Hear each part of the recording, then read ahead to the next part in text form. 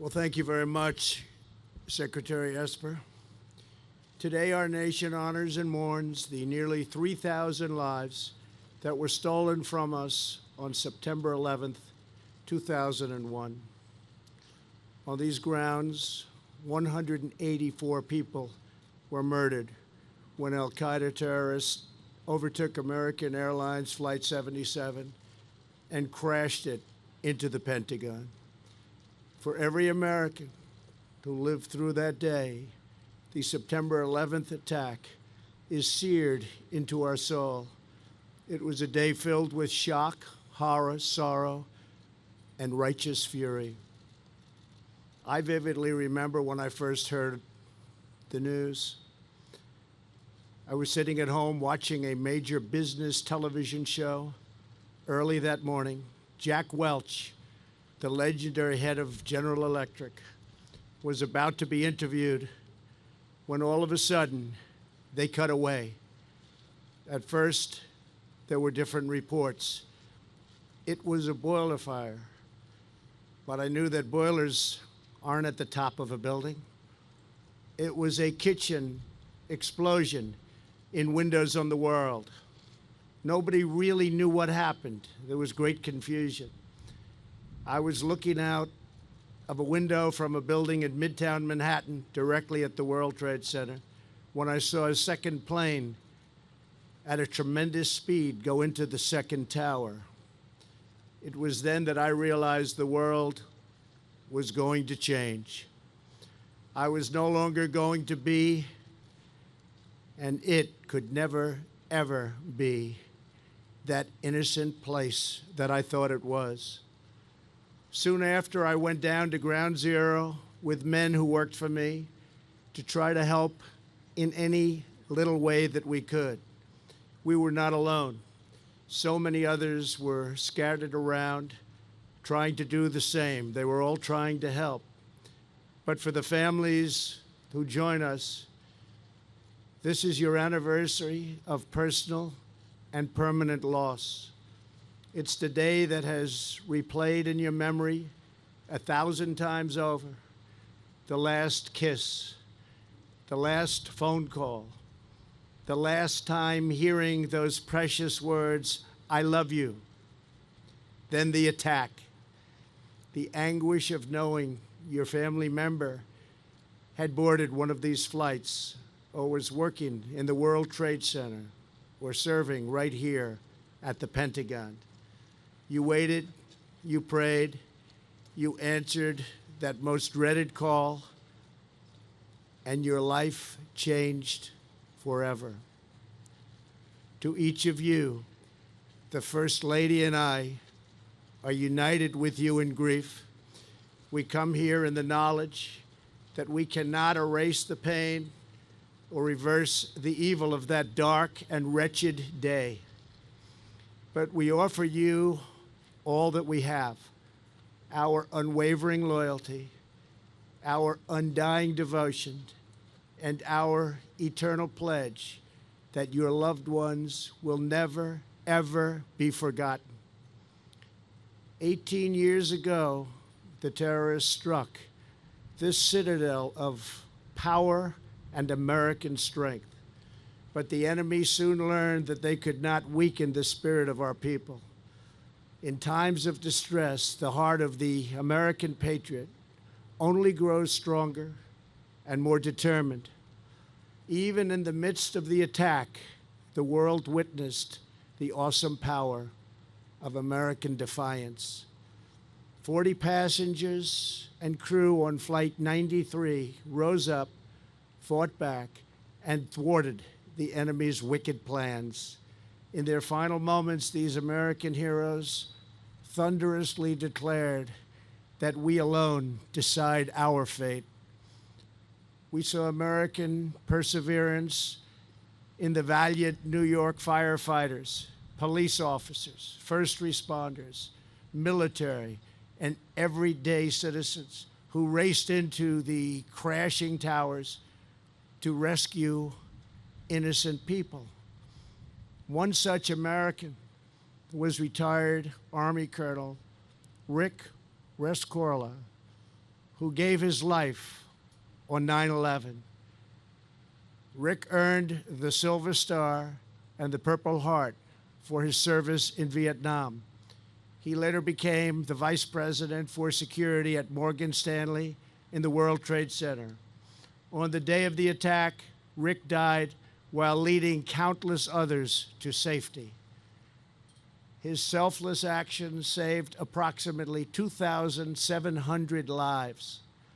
Today, I'm honored to announce that we will soon be awarding the late Rick Rescorla the Presidential Citizens Medal for his extraordinary sacrifice.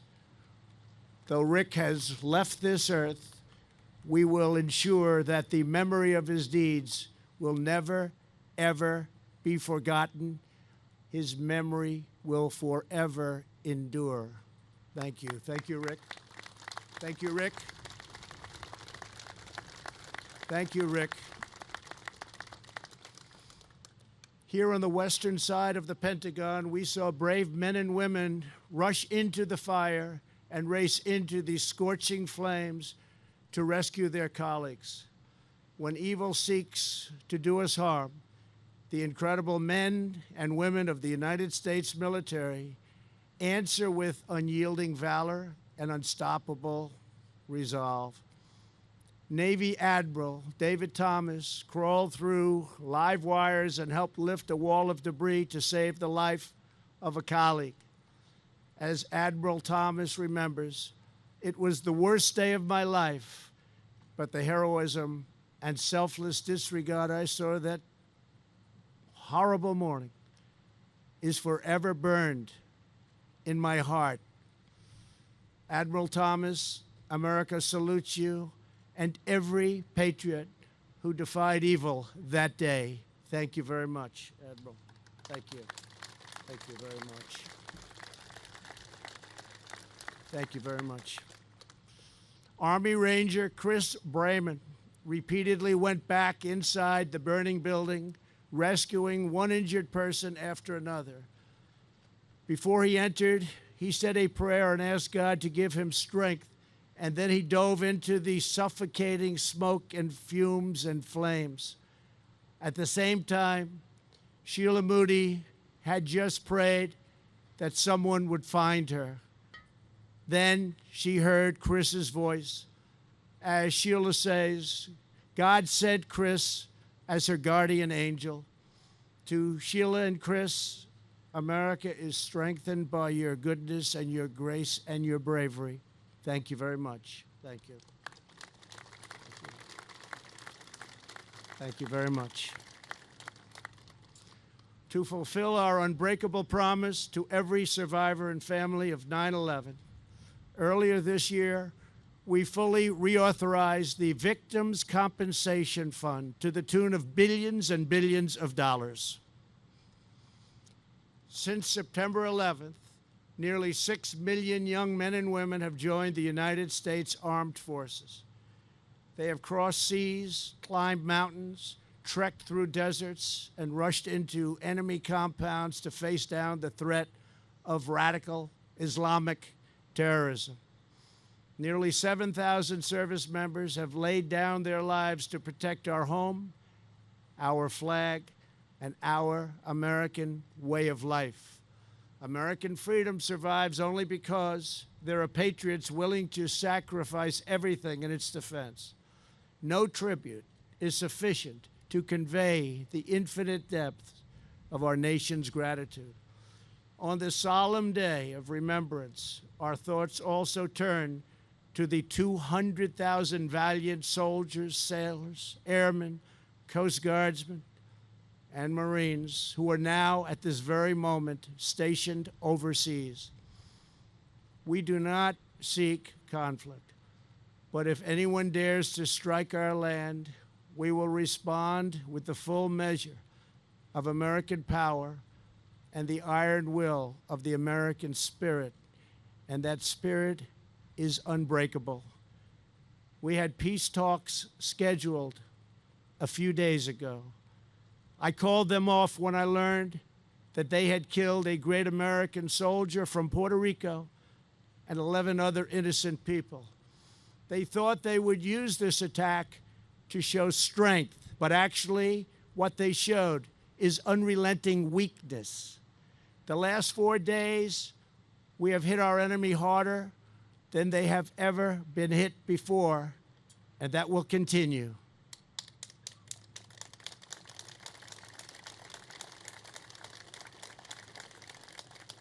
And if for any reason they come back to our country, we will go wherever they are and use power the likes of which the United States has never used before. And I'm not even talking about nuclear power.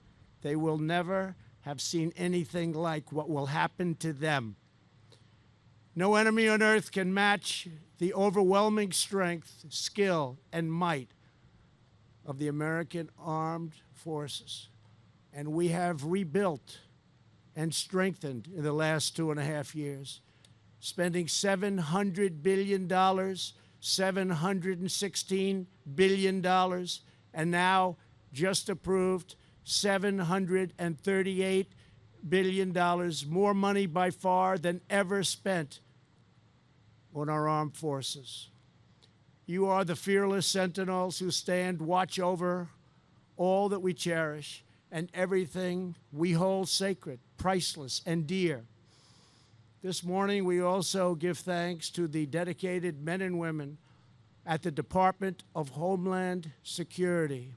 Their department was created after 9/11 to help secure our immigration system and ensure that those who threaten our people are denied entry to our shores.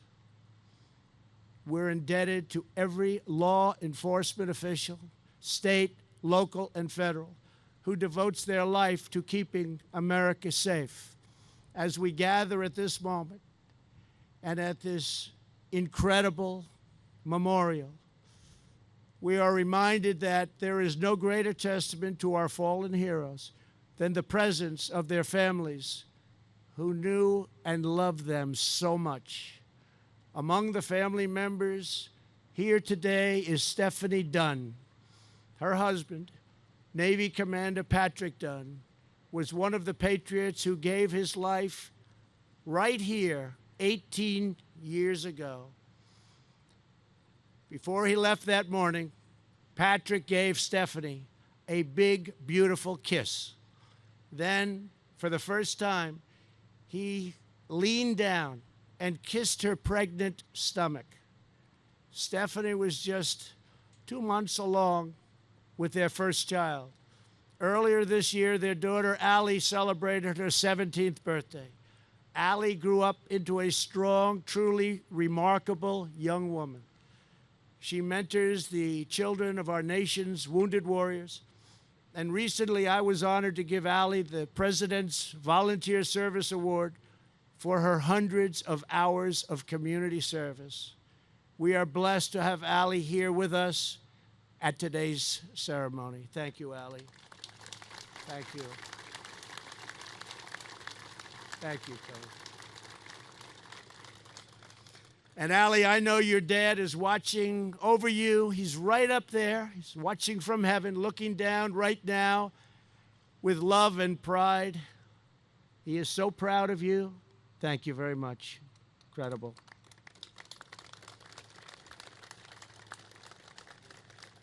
Also joining us is the Viggiano family. For generations, the Viggiano family has served in our military and in the New York City fire and police departments. These are two great departments. I grew up with them, I know. On September 11th, NYPD detective Joseph Viggiano rushed into the World Trade Center and died rescuing his fellow citizens. His brother John was a New York firefighter. He also gave his life that day at Ground Zero. At the time, Joseph's 3 sons were just young boys, ages 8, 6, and 3 months old. This morning they are with us. The youngest, John, just started his freshman year of college at SUNY Maritime College, and he plans to join the military. Joseph Jr. is a Marine reservist, and just like his father, he is a proud member of the NYPD. And James is a corporal in the Marines. On his last deployment, James was stationed on the USS New York, a ship made using 24 tons of steel from the World Trade Center. Every time he left the mess hall on his way to his bunk, he passed a picture of his dad. To John, Joseph, and James, and to the Viggiano family, you have sacrificed beyond measure, and you will never, ever stop giving back to this country. And thank you very much for being here. Thank you very much. Thank you. Thank you. Very proud of you. Thank you. Thank you very much. The heroes present today remind us of an immortal truth. The future of our nation is secured through the vigilance of our people. The brave men and women who tore through the gates of hell to save the hurt and the wounded. The service members who honor the friends who perished by continuing their exceptional life of service. The moms and dads who endure the loss of their soulmates and fill their children's lives with all of the adoration in the world. The sons and daughters who suffered grave loss and yet through it all persevere to care for our neighbors, defend our homeland, and safeguard our nation. Each of your lives tells the story of courage and character, virtue and valor, resilience and resolve, loyalty and love. This morning, we make a sacred vow to carry on this noble legacy. Today and every day, we pledge to honor our history, to treasure our liberty, to uplift our communities, to live up to our values, to prove worthy of our heroes, and above all, stronger than ever, to never, ever forget. We are now and will forever be one American family, united by patriotism, bound by destiny, and sustained by the faith of Almighty God. Thank you. God bless you. God bless our military. And God bless the United States of America. Thank you all. Thank you very much.